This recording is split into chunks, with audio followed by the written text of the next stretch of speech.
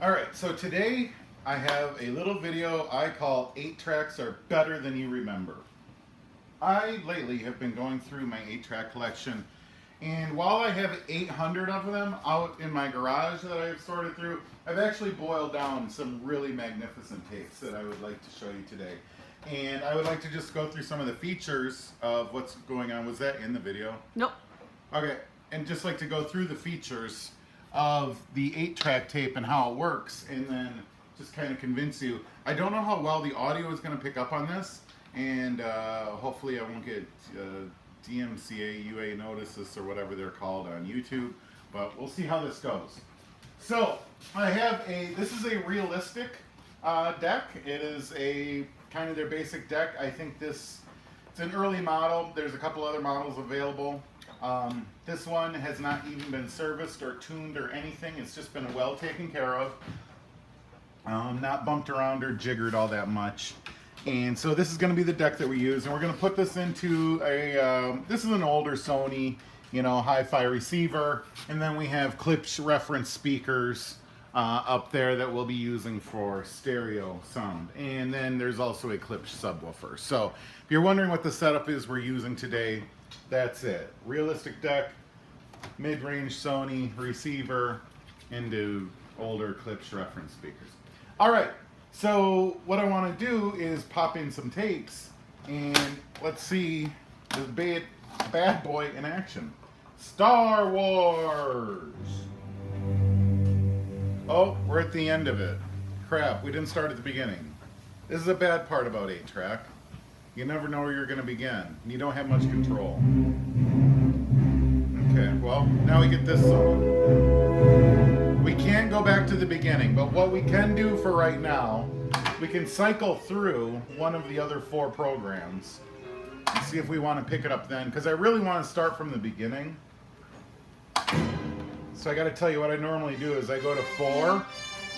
You go to 4 and wait for it to be over, and then you wait for 1 to come up. All right, but let's see if we can get some audio. I'm going to be quiet here, and let's see if we can capture some of this audio.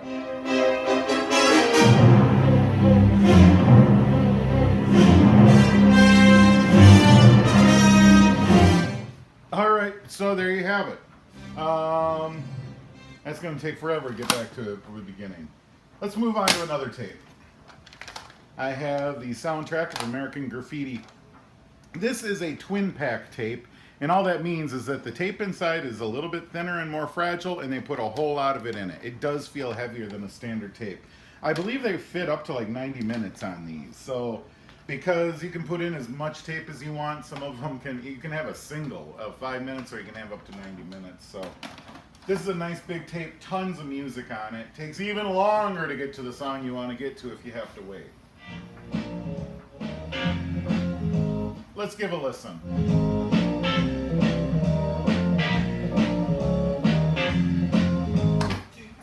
1, 2, 3, 4.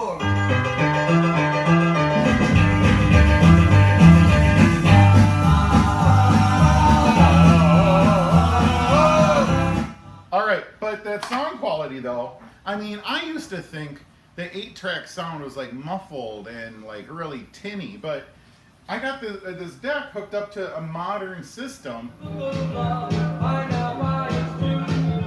It sounds like I think the song sounds if you have it on a CD. Let's try another song here.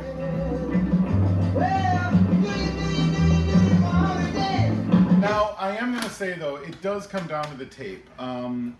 There is, you've got to have a healthy tape. The roller in there has to work properly. It can't be binding up. You can't have a lot of, there's little sponges and whatnot in there that have, most of them have gone to hell. It works fine without them, don't worry about it. But there's a bit of graphite in there that keeps that tape lubricated, because obviously if the tape is winding around itself on the outside and slowly spooling down to the inside, it slightly turns against itself, and the entire time that tape needs to be lubricated, because it's going to end up squishing itself. It's going to end up crawling down from, about I don't know what you'd call that, maybe 8 inches in circumference, and it's going to come down to a little spool down there, maybe, 2 inches of circumference. So in there's 6 inches of slide that tape's got to go across. And that's continual. That never stops. And that is really why I think it's amazing that these tapes are still working after 40 years. Most of this stuff is from the 70s. The only stuff that you could call moderately modern would be a brand new tape that I might crack open and have recorded music onto. I did that some years ago when I had a deck that recorded. I don't know where it went to. But let's look at some other tapes here. What's really interesting is the quality of label and what's happened to some of these labels. And this is just purely, you know, the elements. So look at this label, fairly nice and clean. You can read it all. A little bit of something on there. It is starting to bubble a little bit under the paper, but just don't touch that and we'll be fine. I have a couple other tapes here. These are all three the exact same tape, and they're all three kind of in the exact same are different stages of decomposition. Obviously, this tape looks fairly nice, just like this one here. A nice paper, just a couple of bubbles, looks gorgeous. But these have just completely gone to hell. Who knows what have happened to these? And now when you look at these, obviously, I'm guessing this one is not going to play as good as this one. And that's because I can tell this has been exposed to heat, elements, water, something. Something has gone wrong in this tape's life. Whereas this one has been taken care of. So if I'm going to put a tape in a machine, I'm going to put this one in. But here, let me get a demonstration maybe of a crap tape, and we'll see what we can do.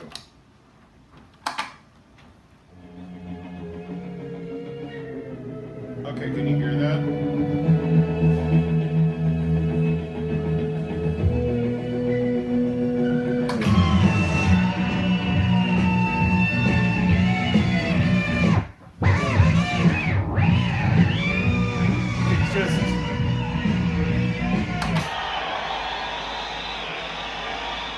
You hear those little warbles and pops and skips, and that's because somewhere on this entire tape there's something a little gooey, and it's slowly smearing throughout the entire thing, and it's going to just slowly get kind of warblier and warblier and warblier until eventually there'll be tension on the tape and it'll just snap at some point. I'll repair it, it'll snap again, and eventually I'll just, you know, kick it to the next county.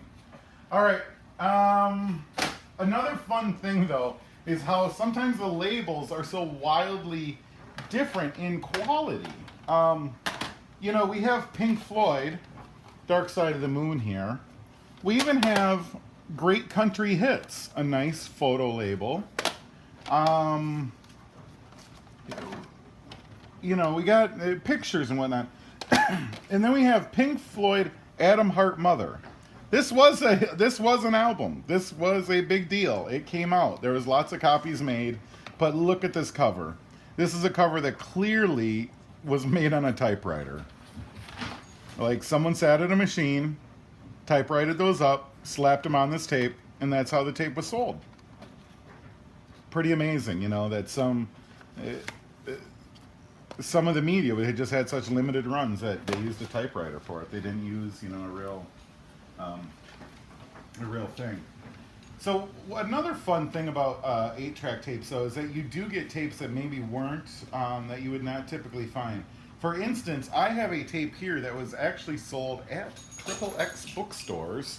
It is some naughty black comedy, and it is rated XX, strictly for mature audiences. Let me play a little bit of it. The back label is fallen off, and now the whole thing's falling apart. All right, so we'll deal with that another day. Moving on. Let's listen to... Ooh, I got one here. This is horrific. This is horrific. I have a tape here called Warm and Wonderful. Any idea what kind of disgusting mess is on this thing? Wait till you get a hold of this. Wait till you lay your ears on this.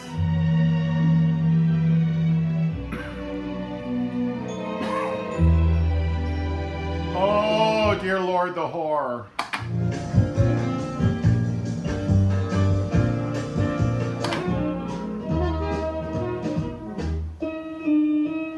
This is not warm and wonderful.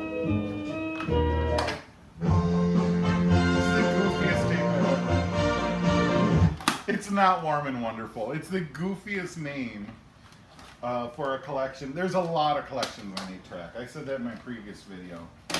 But this is one of my favorite tapes, and I honestly don't know if it's in print anymore. I cannot find it. It's available on 8-track, and I love it. It is Fun Songs of the Gay 90s, Fontaine Orchestra and Chorus. Now, when they say gay 90s, we live right now in what, the 2016? Well, the gay 90s, they're not talking about 1990. This is an 8-track highlighting music from 1890. Do you even know the music that they had in 1890? Well, now you will.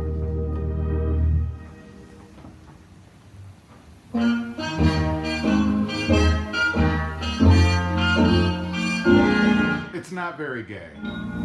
Will you love me in December as you do in May? Will you love me in the good old-fashioned way?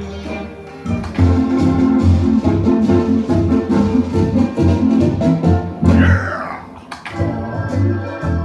As long as we're together, it doesn't matter at all.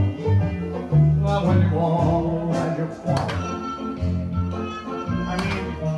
You're putting on your wool bathing suit and heading to the beach, right? With a giant parasol. Yeah, the gay 90s. Even the gay 90s has a nice cover on it, by the way. Pink Floyd, Adam Hart, Mother. Pull it together, man. That was the worst. Alright, so Fontaine and his orchestra was pretty cool. I think that's enough 8-tracks for today.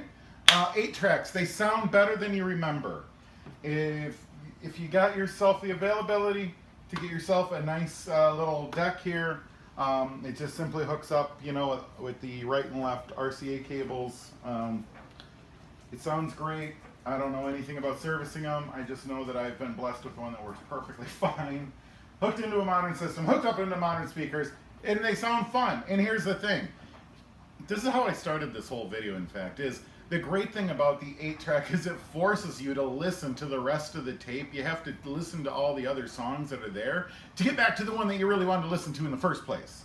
And so I always, you know, I always like that part about it. I can skip ahead.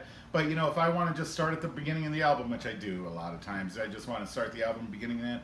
But, you know, okay, so fine. I got to listen to the second half of 2. I hear the click, go over, pop it over to track 1, and then we're off and running at the beginning of the album. So... so that's all I got to say about that. 8 tracks. They're better than you remember. All right, cut.